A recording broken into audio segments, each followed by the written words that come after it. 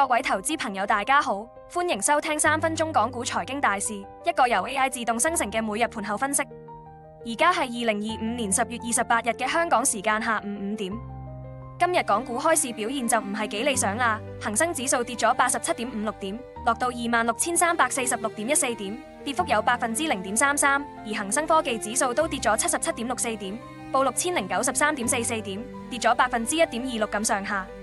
淡陽嘅開局主要係受惠於隔晚美股嗰邊全線大漲，道指、納指同標普都創咗歷史新高，尤其係納指升咗成1.86%，帶動全球市場嘅氣氛好咗唔少啦。講返港股嘅整體表現，尋日美股嘅強勢確實俾咗唔少動力，今朝開市就見到啲資金流入幾積極，特別係中概股嗰邊，好似小鵬汽車呢啲熱門股份升咗2.66%，搞到港股相關板塊都跟住上揚。不過都要提反句，市場仲有啲擔憂㗎，好似中美貿易戰嘅風險咁，特朗普仲喺度威脅加關稅，搞到啲投資者有啲心大心細。另外美國銀行業嘅壞賬問題都拖累咗金融股，呢啲因素都令到今日個市有啲波動。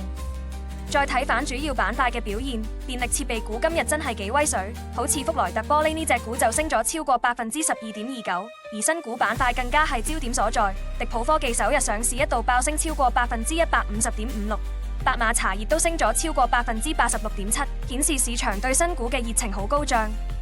不過唔係個個板塊都咁好景價，黃金股就普遍跌咗啲，中國黃金國際跌超過2%，而科網股就出現分化，小米集團跌咗近1.92%，其他好似快手就跌咗0.2%，而不理就升咗5.31%。影響市場嘅重要因素方面，除咗美股同中概股帶動之外，招商證券指出中國經濟週期可能迎來拐點，加上市場預期中美政策會雙寬鬆，搞到南向資金同外資持續流入，呢啲都係支撐港股嘅動力。